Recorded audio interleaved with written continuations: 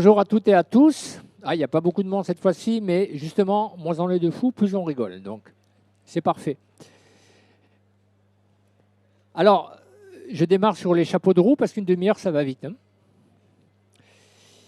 Alors, ce qu'on va voir, c'est le locavorisme, qui est un sujet que tout le monde croit connaître, mais que peu, en fait, le connaissent.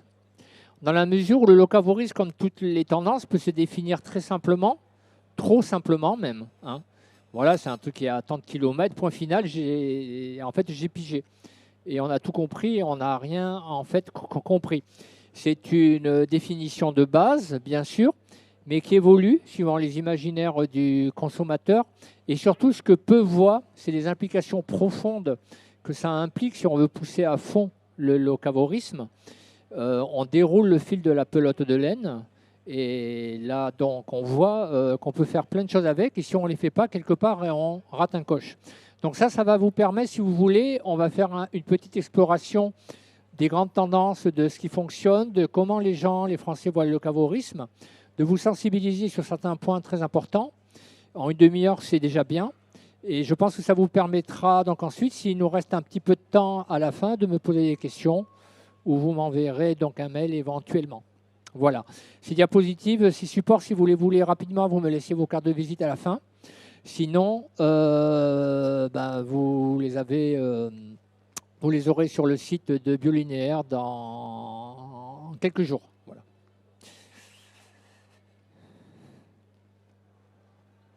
Alors, je ne me présente pas. Qui me connaît, au moins vaguement. Bon, voilà, pour gagner du temps. Hein. Voilà. Voilà. Je me contente de vous dire qu'on m'appelle Monsieur plus 5. C'est la paire de jumelles. Voilà, mon métier, c'est d'anticiper ce qui va se passer dans 5 ans. C'est bien 5 ans parce qu'en fait, ça vous permet d'avoir une ligne.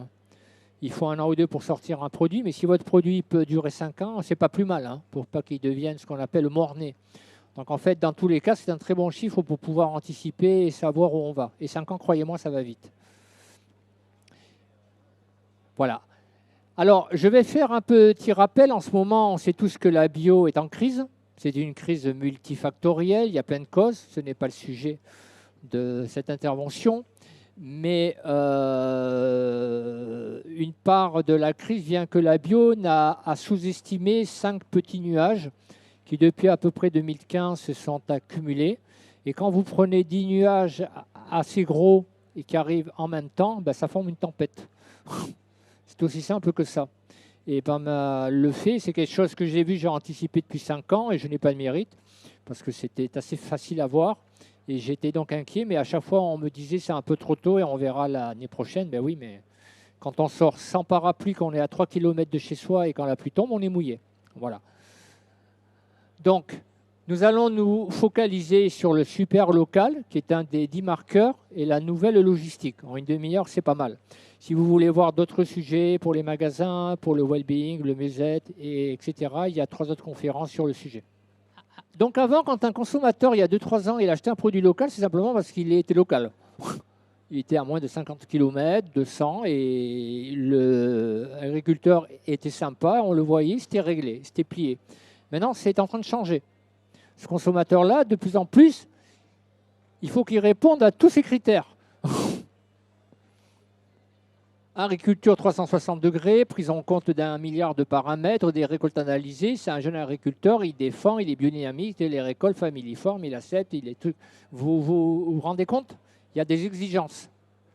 Donc si on sous-estime ça quand on est une jeune marque qui se lance, qui se contente de dire moi je suis à 50 km au point final, il va y avoir des problèmes si le magasin se contente de référencer. Ça ne suffit plus. Alors là, vous allez voir 7 grands défis. Je ne sais pas si on aura le temps en une demi-heure, je vais essayer de les brosser, mais encore une fois, vous aurez les diapositives. Hein. Le premier défi qui est le plus important, j'ai constaté en discutant avec beaucoup de magasins bio, ou de marques aussi qui référencent, c'est la logistique. On me dit c'est bien, mais déjà 15%, c'est difficile, parce que c'est des petits producteurs, ils ne livrent pas, moi je veux des palets, je veux que ce soit truqué, il y a des problèmes de compta, c'est chronophage de partout. Et on a calculé, ça ne vaut pas le coup. Bon. Le problème, c'est qu'il y en a plein qui sont en train de régler ce problème de logistique. Et la bio ne fait pas en fait grand-chose. Ça va poser donc un problème. Ces problèmes de logistique, ils sont réels, ils sont difficiles, ils vont durer en gros une bonne dizaine d'années, mais dans 10 ans, qu'est-ce qui va se passer? Alors, qu'est-ce que c'est la micrologistique? C'est très simple, hein. C'est, ben voilà, d'ordinaire, je fais appel à un super grossiste, tout est livré en palette, j'ai les quantités exactes que je veux et c'est livré à l'heure. Et là, j'ai mon petit producteur, il me dit bah, désolé, j'ai mes vaches qui sont à l'herbe et tout ça, qui ont le truc qui tire la gueule, ou le fromage, je n'ai pas les quantités, je vais avoir 3 jours de retard. Et en plus, on ne peut pas faire venir un camion dans une ferme isolée. Vous voyez, c'est très compliqué, la micrologistique. Ben, alors, ce qui est rassurant, parce qu'évidemment, quand on s'intéresse, on creuse le sujet, suivant qu'on ait un magasin bio, une AP, une marque ou un grossiste, suivant les tailles ou si on est sur Internet, on n'aborde pas le problème de manière donc égale. Là, je vous ai fait une petite synthèse très intéressante. Quand vous cliquerez sur les images, ça vous mène au site pour en savoir plus, où tous vous montrent que d'une manière ou d'une autre, ils sont en train de résoudre ce problème de micrologistique. Alors évidemment, pour un magasin bio, il y a la solution de facilité, c'est-à-dire il y a des sociétés de plus en plus comme Approvio, par exemple, qui restent le problème de logistique. Oui, oui et non, mais en même temps, si on ne le maîtrise pas nous-mêmes, qu'on ne le comprend pas, on se met quelque part un petit peu pieds et poings liés avec un grossiste aussi. Donc il faut bien réfléchir à ça et prendre conscience de l'énorme importance que ça fait. Et même la GMS, vous allez le voir, qui a conscience de ça, parce que la GMS, on peut la critiquer sur plein de trucs, à juste titre, ailleurs, mais la GMS sait que ce qui va se passer dans 5 ou 10 ans, et elle œuvre maintenant. Et elle met des sous, des moyens, et elle n'attend pas que ça fasse du chiffre, parce que c'est qu'un jour, ça va rapporter. C'est du bon sens, hein. Ça, les magasins bio et les marques, ils ne sont pas très bons à ça encore.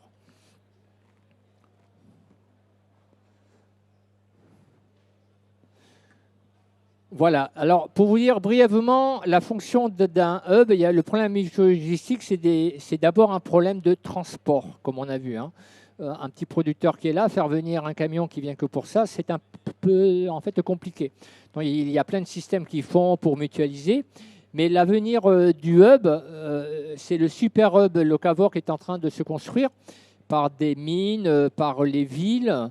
Là, vous avez 2-3 bons exemples qui se passent en Belgique. C'est un espèce de hub, c'est l'anti-centrale. C'est ce qui va remplacer les centrales d'achat qui est en train là, de se construire. C'est un système où, dans un endroit, tout est fait pour faciliter dans un petit producteur. On lui met à disposition une flotte de camions, on mutualise. Mais si le petit producteur fait des légumes qu'il aimerait vendre des bocaux, que c'est trop cher pour lui d'avoir une bocalerie ou une yaourterie chez lui, et on lui dit, il y a ça, c'est un peu les dark kitchen réinventés, vous voyez, les dark stores, les dark fab.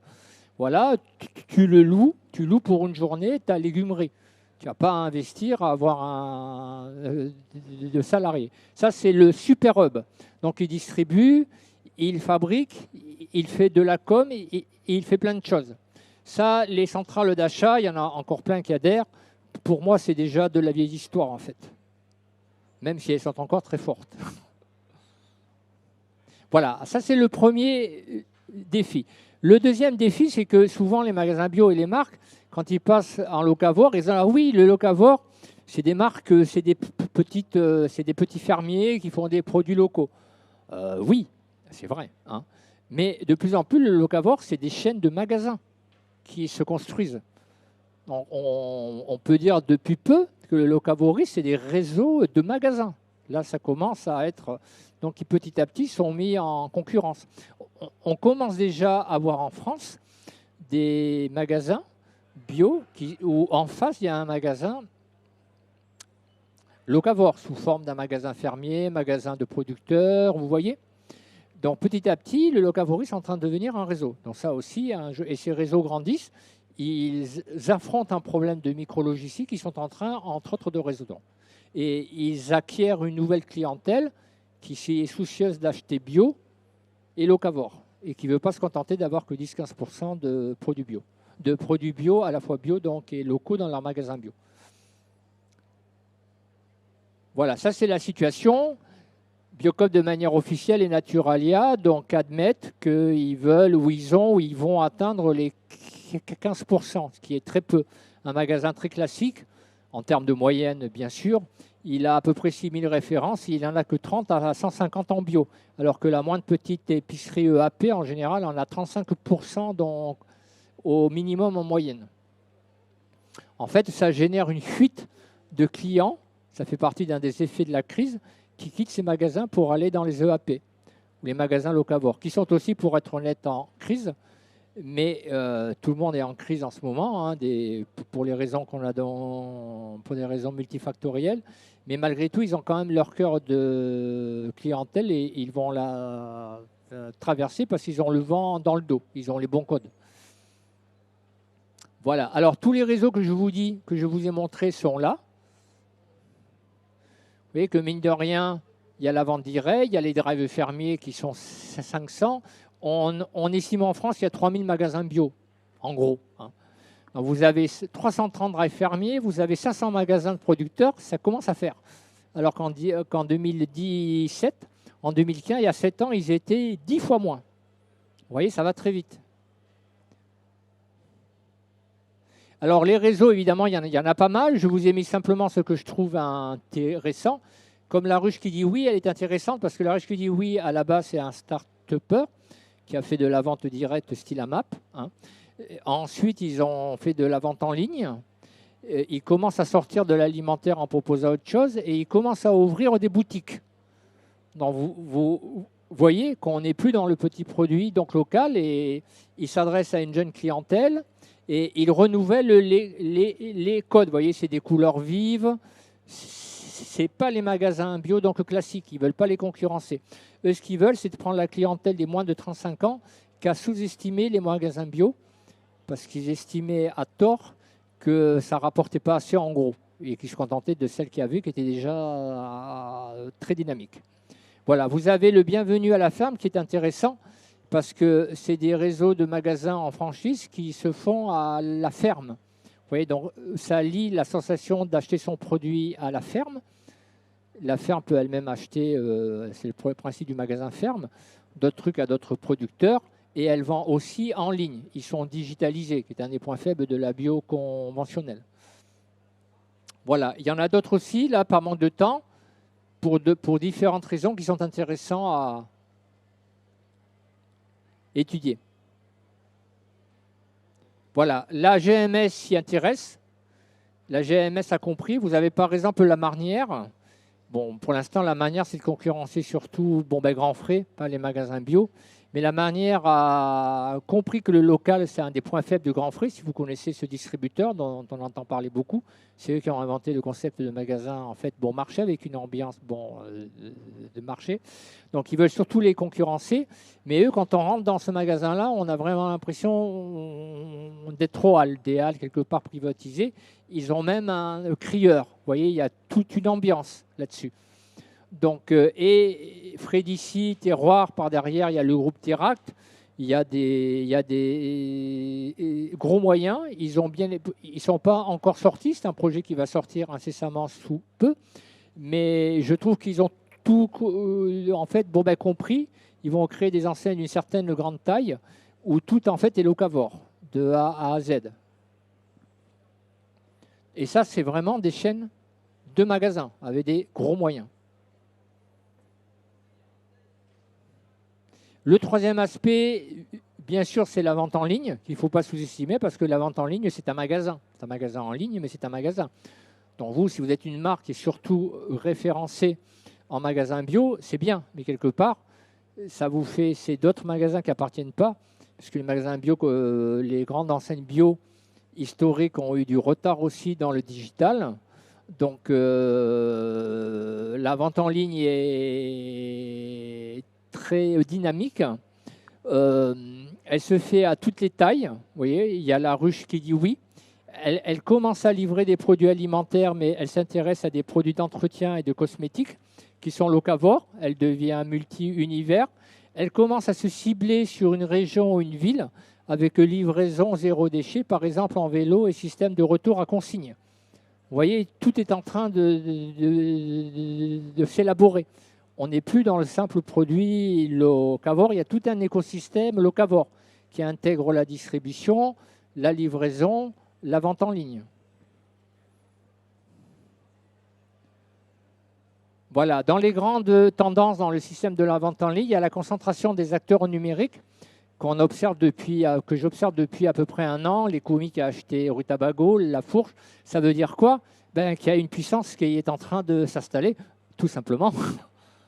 Vous attendez 2 ou 3 ans et là, ça va commencer à taper. Alors ça, si vous êtes une marque, je ne sais pas s'il y a des marques ici, intéressez-vous-y parce que ce sont de nouveaux circuits de distribution.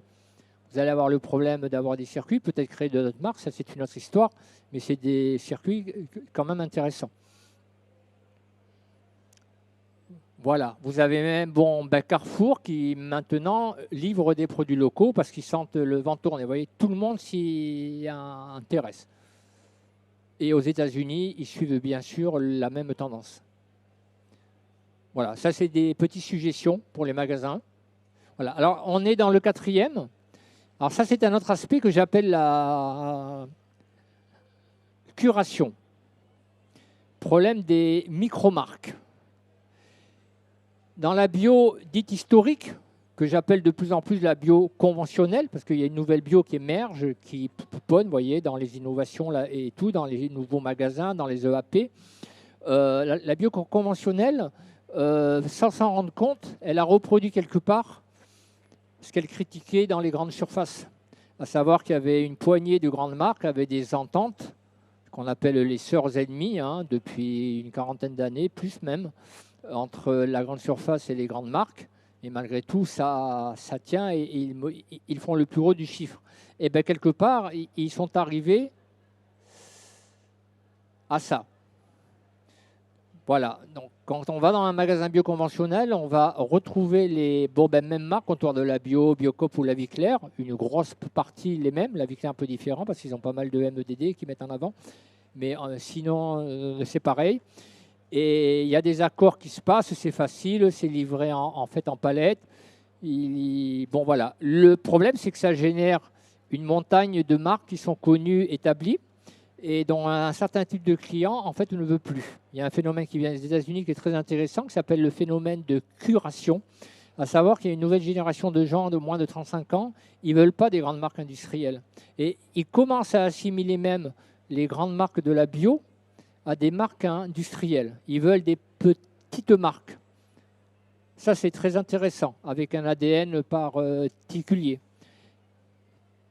Donc il va bien falloir que les magasins bio trouvent la truc, parce que quand on constate par exemple dans les EAP, je pense à Miam ou aux États-Unis, il y a une chaîne de magasins qui cartonne, qui se développe très très vite, Foxtrot, et ben ces magasins-là, ils n'ont aucune marque nationale.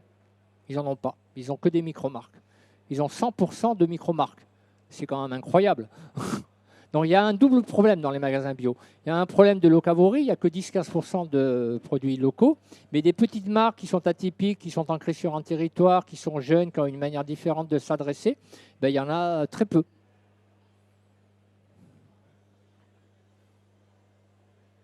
Voilà, ici vous avez un exemple américain. Alors, vous allez me dire, mais qu'est-ce que c'est qu'une micro-marque? Une micro-marque, elle est à une petite taille, elle a un graphisme original, elle fait souvent des produits originaux, elle a une manière originale de communiquer et elle est attachée souvent, très souvent, elle démarre souvent sur un ancrage régional, même si elle se développe, et elle est attachée soit à produire elle-même ses tomates si elle en a besoin, soit elle a un lien très fort avec un producteur local. Voilà. Ici, je vous donne un exemple. Toumaï, qui était la micro-marque typique, qui fait des chocolats, des muesli au chocolat, et une marque au demeurant de très bonne qualité. Parce qu'on ne parle pas de la qualité du produit là, qu'on s'entende bien. Les deux produits sont de très bonne qualité. Senat est une très bonne marque, mais on va parler de désirabilité, d'impact de désir qu'une clientèle particulière ait envie d'acheter ce produit-là. Ici, vous avez un chocolat noir dont on ne sait pas l'origine des muesli, ce n'est pas écrit. Et là, par contre, vous avez un graphisme très humoristique et c'est made in Montpellier. On a un exemple typique de micro-marque sur un même type de produit. Et c'est une petite marque que les gens adorent, avec une communication très souvent décalée. Voilà. Ici, aux États-Unis, je pense par exemple à Biocop qui, depuis 2, 3, 4 ans, a senti qu'il y avait des micro-marques, il a fait des systèmes de référencement, mais à mon humble avis, pas à un rythme assez soutenu. Et ils ne sont pas assez spécialement mis en valeur et souvent les graphismes sont assez classiques. Par exemple, à Foxtrot, je vous recommande de suivre de près, ils les mettent en avant, ils les sortent, ils ne se contentent pas de les mettre par univers, ils les sortent, ils les valorisent, et ils valorisent leur charte de sélection.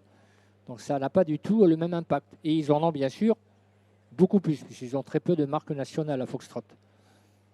Voilà, là vous avez tout ce qui constitue l'ADN d'une micro-marque. Alors, ça commence à bouger dans la bio. Heureusement, si vous regardez dans le dernier numéro de Biolinéaire, je constate que les graphismes, alors pour vous, ils vont vous sembler normaux, mais c'est des graphismes très classiques. Souvent, c'est le produit qui est mis en avant, on met des petites couleurs. Mais on a par exemple Menot qui a sorti Fizz depuis un petit moment, qui vraiment est un produit qui n'est pas vraiment de micro-marque. C'est Menot qui l'a fait, mais avec quand même tous les codes de la micro-marque. Et là, quand vous allez chez Naturalia, au demeurant une très bonne enseigne, hein. Encore une fois, on ne parle pas de qualité, on parle de désirabilité. Quand vous tapez par exemple apéritif, vous avez des marques plutôt connues et avec un graphisme classique. Vous allez sur Casidomi, avec d'autres comme Aventure Bio. Aventure Bio, c'est encore plus, qui référence des micro-marques. Vous tombez sur des marques pas connues avec des petits graphismes originaux qui vous mettent en avant. Donc ça veut dire quoi? C'est un autre type de clientèle qui trouve que ça fait vieux et qui préfère acheter ça pour des prix, somme toute, similaires. Il y en a des plus chers, des moins chers, donc ce n'est pas vraiment une question de prix. Voilà, on passe au point 5. Il ne me reste que 5 minutes. Oups, 3 minutes. Alors, braquet marché, il faut prendre conscience d'une chose, le local, on ne peut plus se contenter de vendre un produit local dans un emballage. Il y a tout un contexte. Le local, il faut le vendre dans une ambiance d'aliments nus, c'est-à-dire sans emballage, par le biais du vrac ou d'une ambiance dite marché. C'est-à-dire qu'on enlève des linéaires et on les remplace par des stands, des services arrière, des poissonniers, des bouchers. C'est une énorme tendance de fond. Je me focalise sur le vrac. Là, dans le souci de distinguer la bio historique de la GMS qui avance, vous voyez, qui avance ses billes, même de manière assez qualitative dans la bio. Et les 3 piliers d'un vrac premium qui est engagé, que toute EAP ou marque bio qui se qualifie d'historique ou avec des critères plus élevés qu'en GMS, c'est les micro-marques, la solidarité, dans le terme local et élargi, je n'ai pas le temps de développer, et bien sûr le local. Vous avez un très bon exemple ici, une marque qui a été créée par un ancien des Prairies Bio, lui-même qui est un ancien de Danone, de mémoire, ou de Yoplait, non, de Danone.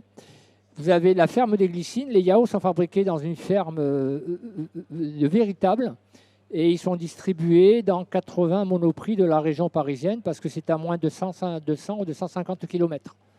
Vous voyez, on a un produit vrac, locavore, fait dans une ferme, et distribué en GMS.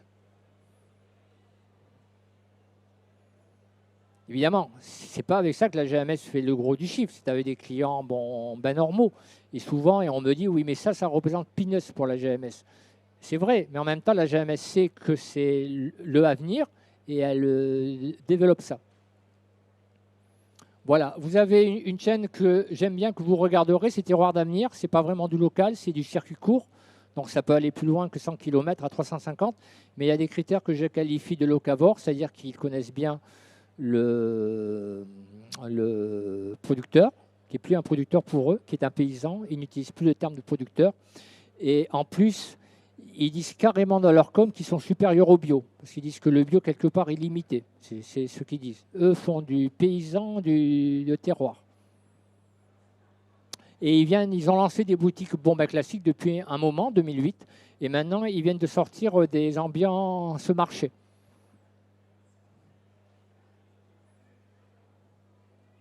Voilà, alors un aspect malheureusement qui est très important, c'est que le local, vous avez vu, c'est plus que des produits, c'est des magasins, c'est des systèmes de livraison, c'est des hubs, ça se développe.